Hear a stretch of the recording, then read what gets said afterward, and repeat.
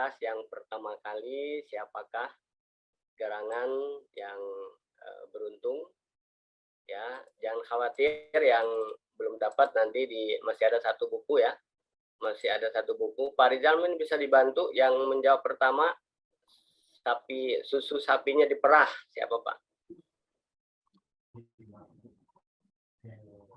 Tadi yang menjawab Bapak Firman ya? Bapak Firman. Ya. Yang pertama Pak ya? Oke, yang pertama yaitu senyum, isap susunya, peras susunya. Oh, ini jawabannya agak duplikasi ya. Pak Heri senang isap apa senang peras nih Pak? Hari ini kita cari yang pasti-pasti saja dulu. Pak Heri, mohon maaf ya. Yap. Ini nih, oh ini kok maksudnya alat gitu Pak. Kalau salah isap benar peras gitu Pak ya. Peras Pak, maksudnya peras susunya Pak. Dipencet-pencet asal itu. Dipencet-pencet ya Pak Heri. Oke ya. Dikeluarkan susunya, dikeluarkan air susunya. Baik. Pak Rizal setuju ya? Yang pertama Pak Heri yang dapat ya? Setuju Pak, setuju. Ya. Pak Heri. Ini ya bukunya ya. Ya Pak, makasih Pak. Nanti akan dikirimkan, silakan dikirimkan alamatnya ya Pak Heri ya. Siap Pak, makasih banyak Pak. Sama-sama Pak Heri. Kemudian yang kedua terkait dengan senyum 127. Senyum 127 yang jawab pertama, saya cari dulu ya di sini ya. Bisa dibantu Pak Rizal. Tadi Bu Titi Hendrawati Pak. Saya mencatatnya. Bu Titi jawabnya apa ya? Dia menjawabnya 1 menit ke kiri, 2 menit ke kanan, senyum selama 7 detik. Apa boleh diulangi Pak? 1 menit ke kiri, 2 menit ke kiri. Salah ya kalau 1 menit. 1 menit salah ya, oke. Kalau begitu, kalau ini ada jawaban senyum ikhlas selebar 2 cm ke kiri dan ke kanan selama 7 detik. Ya, oke, kurang sedikit. Ada yang kurang lagi sedikit. Oke. Ini dari Pak Jamal, satu hari lebar 2 cm selama 7 detik. 1 hari, waduh, bahaya itu Pak senyum 1 hari. Kurang ya. Sedikit lagi. Coba dicari lagi Pak Dewa. Yang paling duluan Pak Ibnu Pak. Pak Ibnu Ya, itu paling duluan Pak. Coba ya. Pak Ibnu 127 artinya buka bibir 1 cm, melebar 2 cm dan senyum sama aku. Masih kurang Pak Ibnu. Masih kurang Pak, sedikit lagi. Pak Wahyudin ini ada jawabannya. Setelah Pak Ibnu ini ada saya baca Pak Wahyudin ini ada nih Pak. Pak siapa? Pak Wahyudin. Silakan Pak. Senyum bersumber dari satu hati nurani dan memiliki tiang batang yang kokoh dengan lebar 2 cm ke kanan dan 2 cm ke kiri serta dalam durasi 7 menit. 7 menit. 7 menit. Aduh sayang sekali. Harusnya 7 detik Pak. 7 menit. Waduh lama sekali kita senyum. Itu Bapak kesalahan saja itu. Semua Bapak sudah membaca buku kelihatannya ya. Membaca buku saya dan mungkin mengikuti pelatihan. Tapi bukan 7 menit Pak. Agak lama ya Pak. Kalau 7 menit ya. 7 menit kelamaan ya. Ya Pak, salah. Kurang detik Pak maksudnya Pak. Bu Sherly itu yang benar Pak. Iya Bu Sherly, coba kita baca ya Pak. Tidak ada yang benar, oke Pak Wahyudin ya. Tapi ada yang lebih benar nggak? Coba kita baca yang Bu Sherly ya. Oh silakan. Senyum 127 artinya senyum yang memiliki akar yang kuat, bersumber dari satu hati yang terdalam, selebar 2 cm ke kanan, 2 cm ke kiri, dengan waktu 7 detik. Wah mantap. Bu Sherly, keren. Ini terpilih ya Pak? Ini terpilih ya? Ya, Bu Sherly ya. Bu Sherly habis ini kirimkan alamatnya ke narahubung yang ada ya. Nanti Ya, silakan. sudah. Ya, nanti saya tinggal kirim ke narahubung ya. Terima kasih Bu Sherly, ini tepat sekali ya. Ini senyum ini yang saya tulis dalam buku Senyum 127. Ada buku kecil Senyum 127 yang biasa saya pakai kalau lagi pelatihan ya. Jadi senyum yang bersumber dari satu hati kita yaitu ikhlas ya. Selebar 2 cm kiri, simetris ya. Simetris selama 7 detik. Dan itu semua pilihan angka itu hasil penelitian ya. Nanti bisa dibaca biar mungkin dijelaskan sekarang waktunya tidak cukup ya Pak Rizal ya. Nah, mari kita sama-sama ya. Senyum 127 ya, senyum guru hebat. Baik, Bapak Ibu sekalian, kita lanjut ya.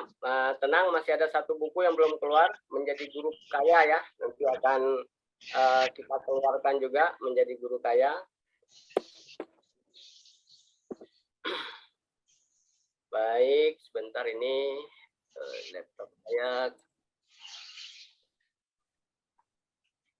Oke, ya. Jadi materi ini sangat terkait dengan pendidikan yang ingin diterapkan oleh Mas Menteri Nadiem Makarim ya. Beliau sangat gelisah dengan 3 komponen yang selalu menjadi ukuran kita selama ini selama 22 tahun ya. NEM, IPK, dan ranking. Saya kira tadi oleh Pak Antio sudah sangat dijelaskan ya mengapa kemudian pengembangan SDM menjadi sangat penting ya. Dan ini adalah temuan terbaru dari riset Thomas Stanley. Saya kira satu pun tidak ada dari 10 faktor yang di ranking tentang NEM tadi ya, NEM, IPK, dan ranking itu tidak ada. Justru urutan pertama adalah jujur.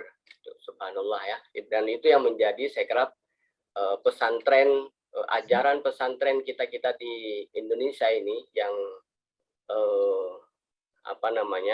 meneladani Rasulullah, pasti jujur ini menjadi ukuran terdepan. Dan itu hasil penelitian juga menunjukkan bahwa orang sukses itu adalah pada yang pertama itu adalah pada sikap jujur. Sedangkan yang tadi itu ada pada urutan 21 ya, IQ yang tinggi, 23 yang masuk sekolah top ya, 30 dan itu ini dari 100 komponen ya. Dan mari kita coba sekarang fokus kepada 10 komponen pertama untuk penguatan SDM kita ya. Pak Menteri menawarkan konsepnya adalah untuk mencapai 10 komponen terbaik tadi. Belajar merdeka ya, itu konsepnya beliau. Apa itu belajar merdeka? Beliau mengatakan sekolah, guru, dan muridnya punya kebebasan untuk berinovasi. Kebebasan untuk belajar dengan mandiri dan kreatif. Jadi, tolong di stabilo dikata kebebasan berinovasi ya.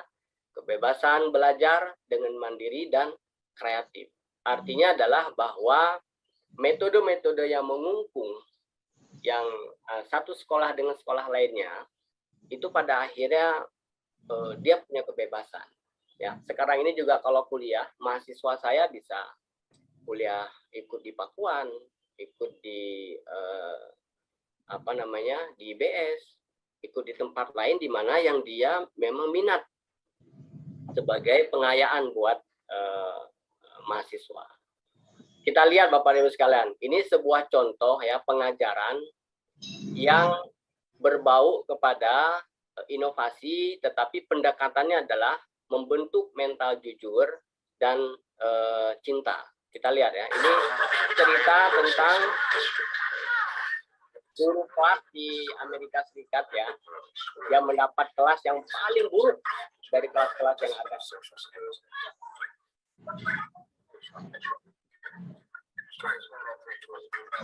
Ini kelasnya telah meng-KO-kan 6 orang guru karena perilakunya.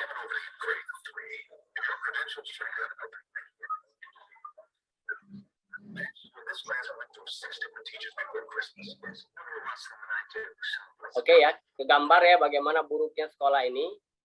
Kita lihat hari pertama Mr. Clark ini mengajar ya.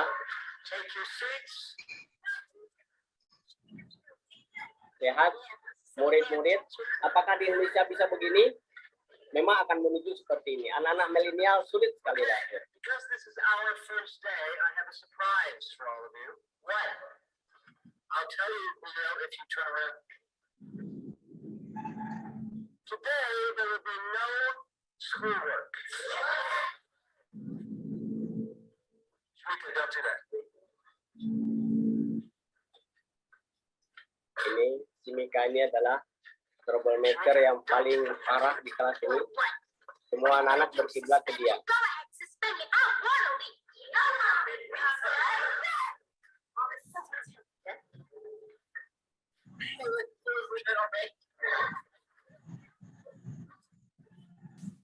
Sit down.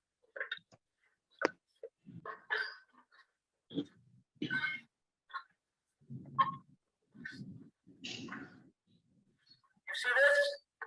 This means that this year is going to be different. This year is going to be about more than school. This year we are going to be a family. But you don't let the light be. I'm going to be your family, and you are going to be my family, and that means that I am not leaving, and you are not leaving.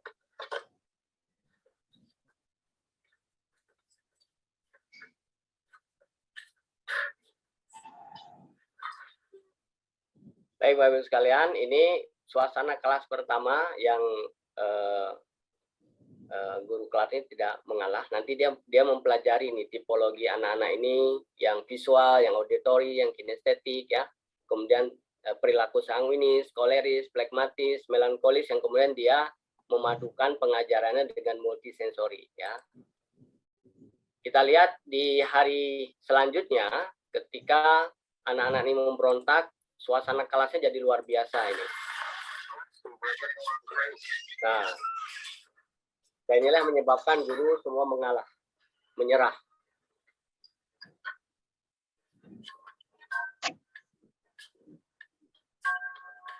Oke, seperti ini ya suasana ya.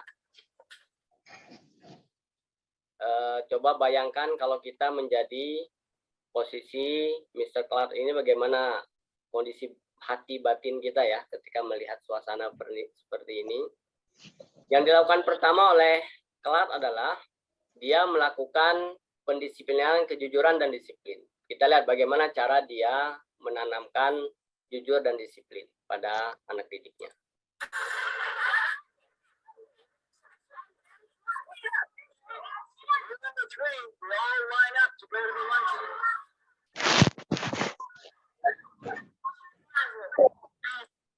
And stand in no line. Oh, okay, Shmika. But because we're all a family, if one of us doesn't get in line for the lunchroom, then none of us gets lunch.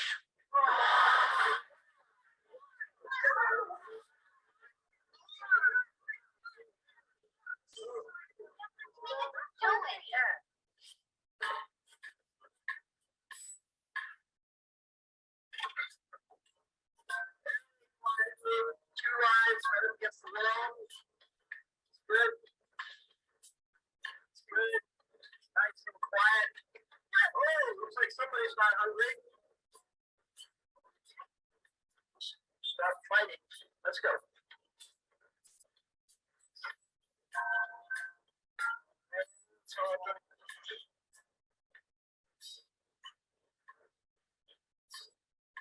Stop.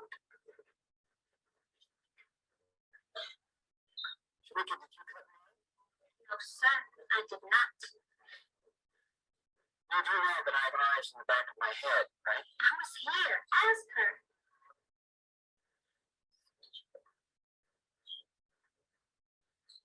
All right, we're all going to stand here until Shmika decides to tell the truth.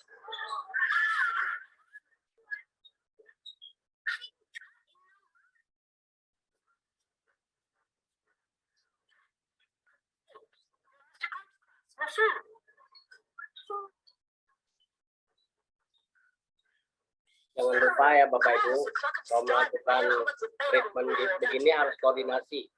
And take that hat off. It's up to you whether we eat or not.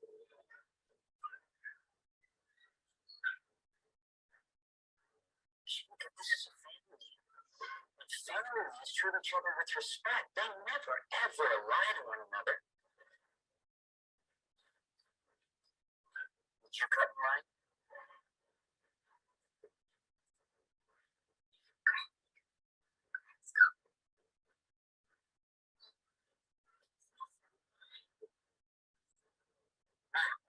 Just waiting. And you?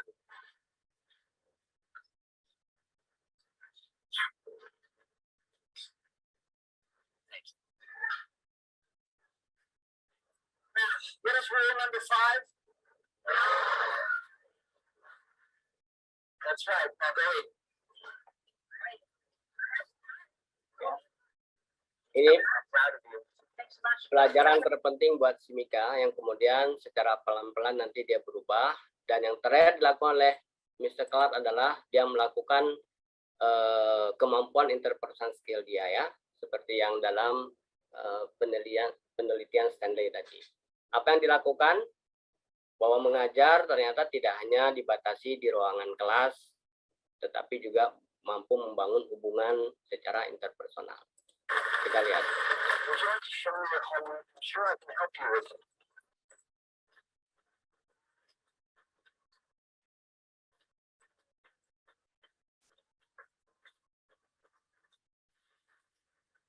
This is really close. We can fix this. Yeah? For reals? Sure, we can work on it right now. There's a few spelling mistakes. Just arrange some of the paragraphs to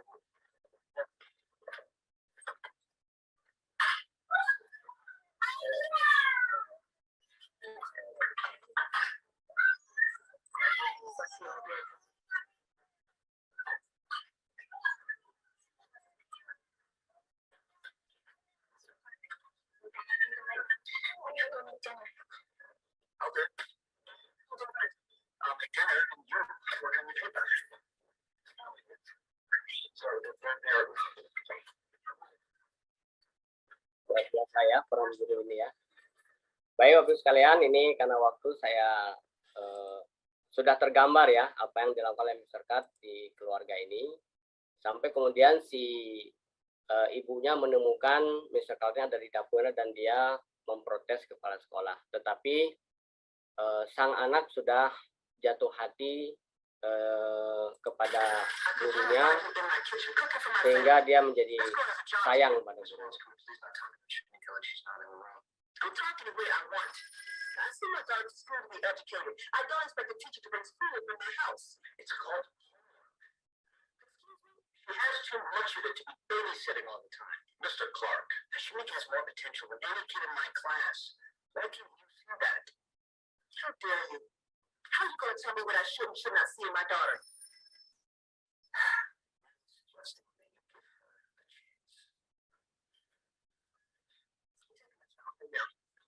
White tornado, we're going to not be teaching at the school when I bring her back tomorrow. As well as I can assure you, I will deal with the situation. Mr. Clark. He's just trying to help me, Mama. He's just trying to help. It's okay. Please don't leave them with me, Mr. Clark.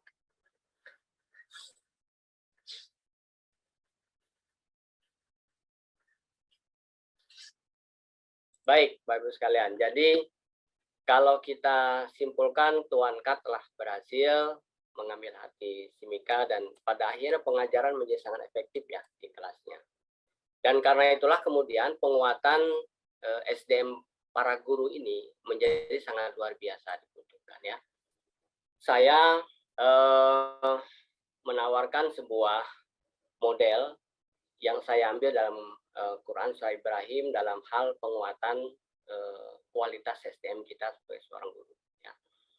Quran Surah Ibrahim ayat 24 ini bercerita bagaimana analogi tentang pohon oleh Allah yang kita disuruh contoh dari kuatnya akar, bertumbuhnya batang, dan pohon ini tidak hanya bertumbuh dan menguat, tetapi dia menghasilkan, punya prestasi, menghasilkan buah-buah dan daun yang lebat yang kemudian itu bermanfaat bagi kehidupan manusia.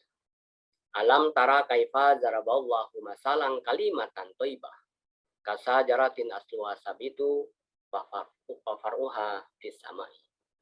Jadi dalam model ini manusia, kita sebagai guru, siapapun kita dalam pekerjaan kita, karena kita memang disuruh bekerja, bekerjalah kamu, maka Allah menjadi saksi atas pekerjaanmu, begitu juga Nabi, orang-orang terdekat kamu, teamwork kamu, semua menjadi saksi atas pekerjaan. Karena itulah makanya bekerja itu harus menguatkan akar kita. Apa sesungguhnya akar kita dalam aktivitas dalam aktivitas mengajar kita, ya. Kalau mengutip dari Ibnu Khaldun, ya, Ibnu Khaldun dalam De Muqaddimahnya